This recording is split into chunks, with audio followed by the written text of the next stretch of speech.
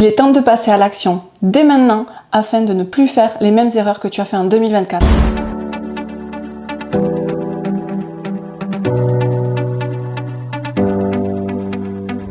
Hello les chefs d'entreprise, c'est Magali Maté, votre experte en finance et en fiscalité dédiée uniquement pour vous. Changement de décor aujourd'hui, je t'invite dans une partie très privée du cabinet car bienvenue aujourd'hui, nous sommes dans les locaux du cabinet Conseil à Cœur Patrimoine où mon équipe et moi-même, nous travaillons sur l'intégralité des stratégies mises en place pour nos clients. Cher chef d'entreprise, j'ai une première question pour toi.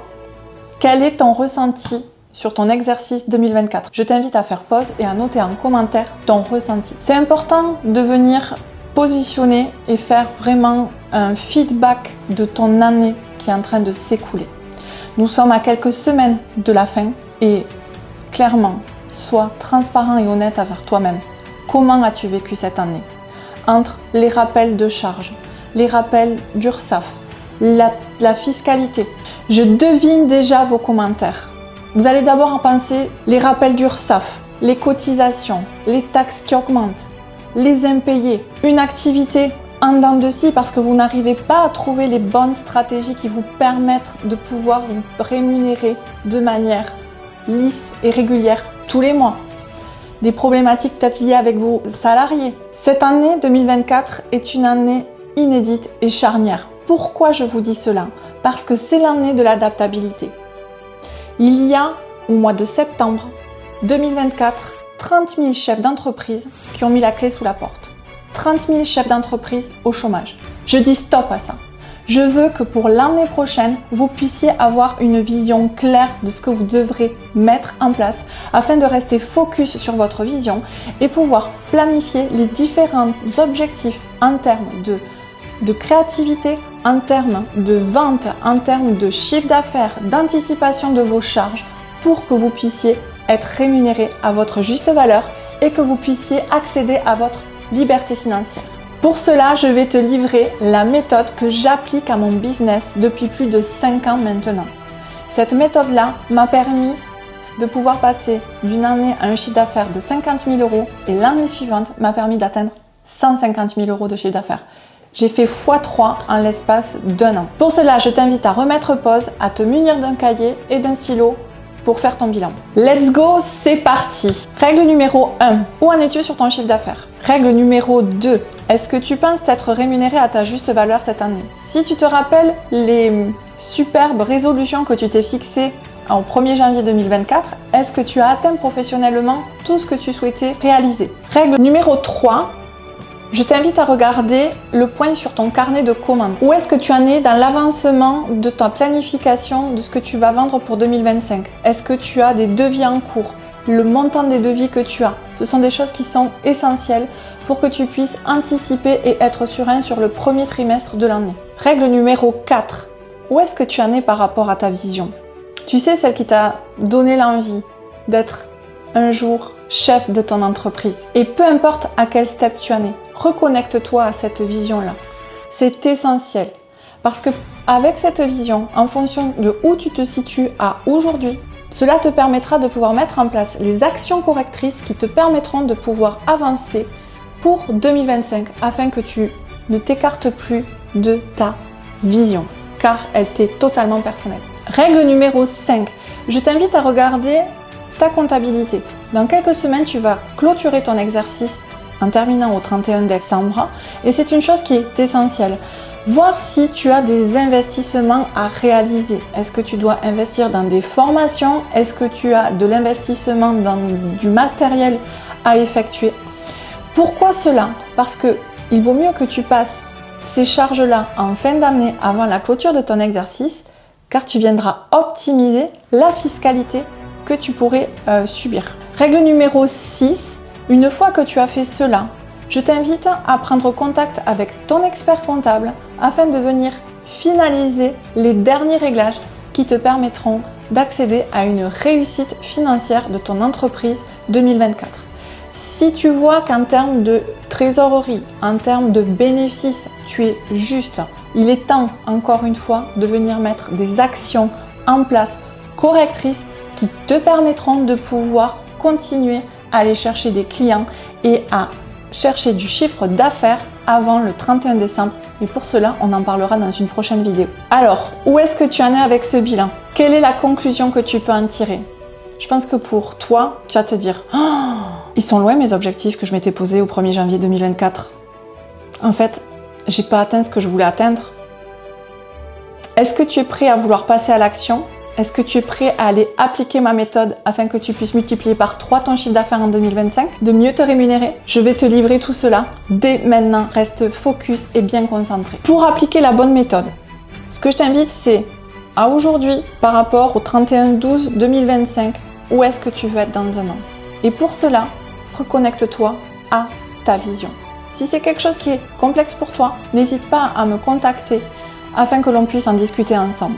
Une fois que tu auras fait cela et que tu auras apposé, tu auras mis ton bon objectif, tu vas pouvoir venir positionner mois par mois, en effet rétro-planning, tous les objectifs, toutes les tâches, toutes les missions que tu dois mettre en place pour 2025. Voir les intervenants avec qui tu veux travailler, voir si tu dois créer des liens avec des partenaires. Est-ce que tu dois embaucher des collaborateurs? Est-ce que tu dois peut-être changer d'expert comptable, trouver un nouveau banquier, aller chercher des investisseurs? C'est tout cela que tu dois venir planifier. Une autre chose essentielle, c'est de voir en termes d'offres, en termes de produits que tu vends, que ce soit des produits de formation, que ce soit des produits, des services que tu vends, ou des consultations, ou bien de la vente de produits physiques. Une chose qui est essentielle, c'est de voir le prix à aujourd'hui que tu vends. Déjà, en termes de mindset, une chose qui est essentielle, encore une fois, tu es chef d'entreprise. Que tu sois assujetti ou non à la TVA, raisonne en hors taxe. Parce que le fait de raisonner en hors taxe, ça va te permettre de rester focus sur l'argent qui rentre réellement dans la caisse de ton entreprise. Et ça t'évitera d'avoir ce plafond de verre, si tu es auto-entrepreneur et que tu es non assujetti à TVA, à te dire « Ah, je ne l'ai pas ». Le jour où il te faudra augmenter ton tarif, tu vas être bloqué. Alors que si tu raisonnes en hors taxe, ça va être vraiment plus simple pour toi de passer ce step supérieur et d'être assis en tant que dirigeant de ta propre entreprise. Ok, maintenant que tu viens de faire le point sur ton année 2024, on est d'accord que tu viens de t'apercevoir que clairement il y a des choses qui sont vraiment temps de changer dans ton comportement et dans ta manière d'aller piloter ton business parce que c'est toi au final qui doit être rémunéré à ta juste valeur. C'est pour ça qu'on fait ce travail-là.